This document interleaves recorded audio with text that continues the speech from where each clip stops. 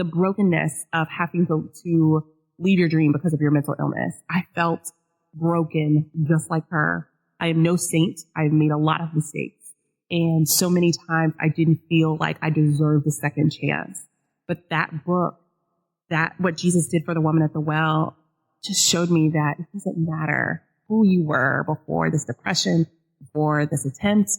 I love you anyway. And I am going to feed you in a barren place. And that sustained me so much in my homelessness. And another thing this young man said, so beautiful. He encouraged me to read the book of Jeremiah. And Jeremiah 31:4, there's a translation that says, I will rebuild you and you will dance again. And I felt like so many broken pieces. And the beauty of Jeremiah is that, even though God's people were not following his word, in there it says, I'm going to take all of that brokenness, make you into my image. And afterwards, you still get to experience joy. It's a beautiful thing. And these were the things that were sustaining me when I was sleeping in my car, or I even slept under an office desk for a while. 2017, in the winter from January through March, I stayed in a church homeless shelter. And I remember carrying this tattered Bible with me every day and living on that hope that God is rebuilding me. He is going to make all of this new. There is beauty for ashes. And it was that kept propelling me to get up every day, to try, to apply for jobs, to make connections. It was my everlasting water, the thing that kept me full in the wilderness. And the more that I shared my story, just like God said, the more people were having conversations about mental illness, were getting help. And then I started getting speaking engagements from that, and going to churches, and then going to schools and everything. And someone met me and said, listen, you've got something, and we want to invest in that. So we want to help you become a certified peer recovery specialist, which is, it's been around for a while, but it's becoming more popular. Basically, that is somebody with a lived experience of mental illness and or substance use disorder that's in recovery.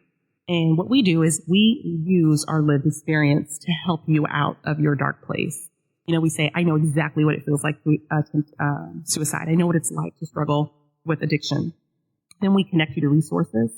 We help coach and mentor your family. I like to think of it like recovery has there are a lot of doors to recovery. I can't walk through that door for you, but I can show you the doors, and I can keep encouraging you on why you're worthy of walking through that door. That recovery is possible, that everyone is deserving of a second chance. And even though we don't talk about spirituality and peer specialists, that's a lot of what it is. It's saying, yes, you're deserving of a second chance. Yes, you are not too far gone. I've been able to show God's love through this job. And for the past year, I've been helping people addicted to heroin and all types of substances, people who have survived suicide attempts and don't know how to rebuild their life. And I think all of that came from God meeting me in the wilderness, like Job. I very much identify with Job. God meeting me in the wilderness and placing a calling on my life to speak my truth, to set his people free, and acting on it and trusting in him and that purpose. Because I'm telling you, it's not been an easy journey to speak my truth, but I know without a shadow of a doubt that this is the calling that God has on my life. And I can see how it's freeing people. Wow, this story is powerful and it's amazing. There's so many images that come to mind. But while you were talking, one of the images that came to my mind was of someone sitting in a dark room, no windows, not a door open, just absolutely alone and in the dark. And when God said, I need you to get up, it was like when you responded to that call, it was like you went and cracked open the door, and I just saw like brilliant light flooding through. And then as you keep pushing that door open, all these other people are coming out. They were in the room too. All y'all didn't know you were in the same room. Everybody thought they were alone.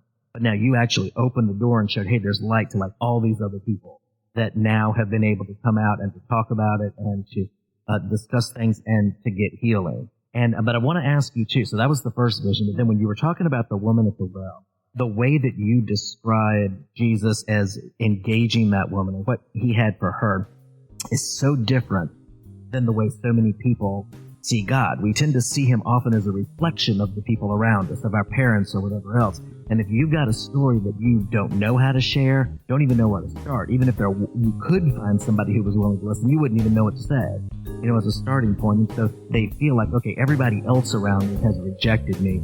God must have rejected me too. Jeff will be back shortly to wrap up today's message. This is Gabriela, still on the scene today with Talk Network Radio. If you're just tuning in, you're listening to Empowered Living with Jeff Byrd. If you've missed any part of today's message, you can hear it again online, as well as the entire archive of Empowered Living at www.talknetworkradio.com or search keyword #Empowered Living. We would like to acknowledge our music partners, Sound Ideas for Corporate to the Max and Kevin MacLeod for Airport Lounge. Any scriptures read during this broadcast are from the New American Standard Version of the Holy Bible. If you would like to learn more about Jeffrey Byrd Coaching, visit www.jeffbyrdcoaching.com. That is JEFFBYRD coaching.com. Do a Facebook search for @CoachingRocks or drop Jeff a line at jeff@jeffbyrdcoaching.com. Again, JEFFBYRD coaching.com. Let Jeff's Coaching Rocks be the building blocks of your empowered success. Now, let's go back to Jeff for the rest of today's message.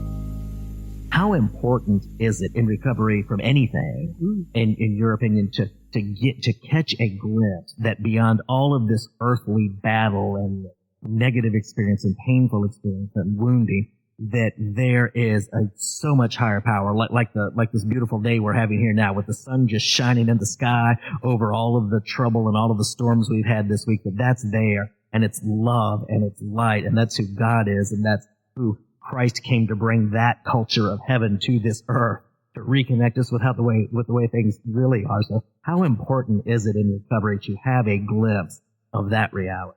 First off, I just want to say that imagery of being in a room, that makes me very in this dark place with all these people who did not realize we were all in the darkness together.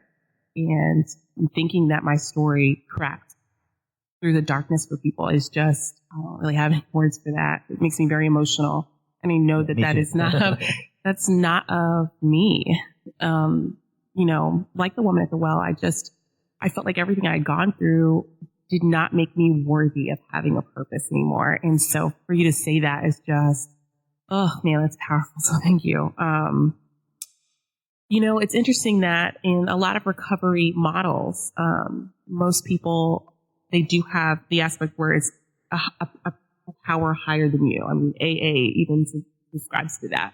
And I think that's important because it gives you hope. Like when I hear you say that, I feel like it's like knowing that there is somebody greater than you that is going to throw you a raft in the stormy waters. You know what I mean? Like, it's not saying that, God is a genie and boom, the waters are going to be still, right? He's going to help you endure the rough waters. And that's so important because when you're dealing with mental illness or addiction, a lot of times it can feel like a beast of your own making. You can feel very helpless.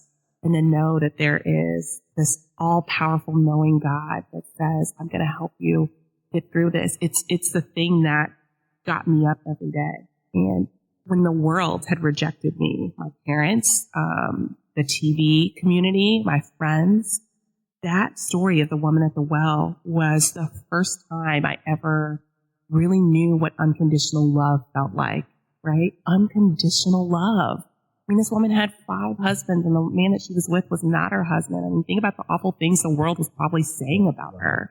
There's some people who look at that and say the reason why she went out on the time of the day that she did because she felt shameful.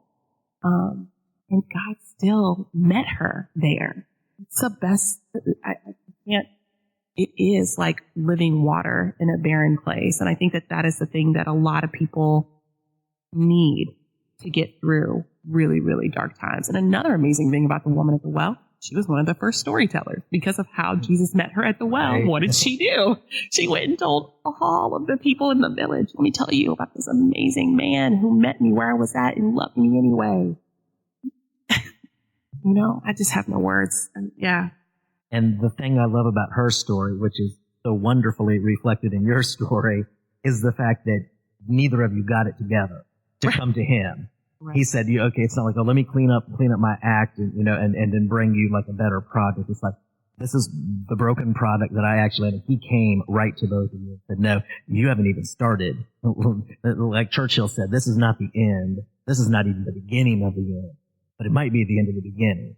And I'm going to give you a living water that you don't even know about. You're here trying to, in the heat of the day, trying to get something out of this well, a little bit of whatever you can to try to give. I'm going to give you this abundance that you've never even known before. And I just think that's incredibly beautiful. So, I want to ask you this. So, we're going to wrap up the first part of your story, but, there's a part 2 coming. So make sure and stay tuned next week, because what we're going to do is go through some of these steps that Lauren just described herself going through, and then put some actionable steps for anybody. Because, I would be surprised if there's not somebody listening to this who feels like they're in the same situation, feels like they're just overwhelmed. They just made too many mistakes. They just destroyed their life.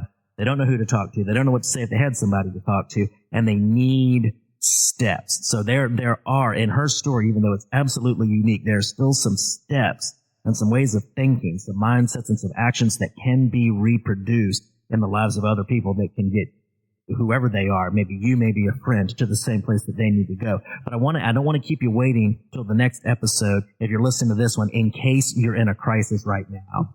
And if that's the case, Lauren, would you please tell our listeners if what she's described, if something of what she's just described of her story resonates with you and that dark place, and you're still in that dark room and the door's not cracked open yet and you don't see any light whatsoever.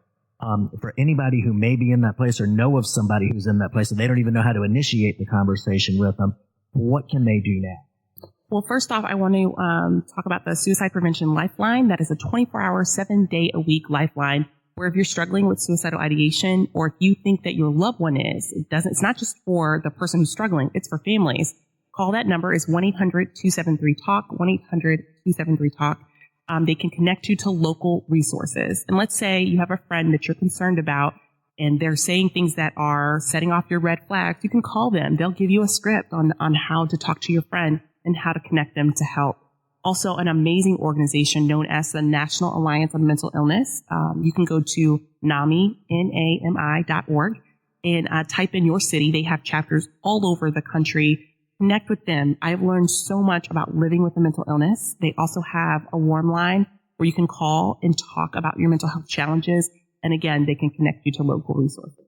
Lauren, thank you so much. This has been a powerful and a moving time together, and can't wait to come back next week and go through the steps, the actual steps like you did, that people can take and give them that they can do this actionable thing, one step after the other, that can help lead them from that dark room, just like you were in, into a life of purpose and of their experience being multiplied and helping other people, and just to be like where you are today, just radiant and outgoing and just knowing that you got a purpose and here to make a difference. So we look very, very forward to talking with you again next time. Thank you, Jeff. You're welcome. Thank you so much for tuning in. This is Empowered Living. God bless you, and we'll see you next time.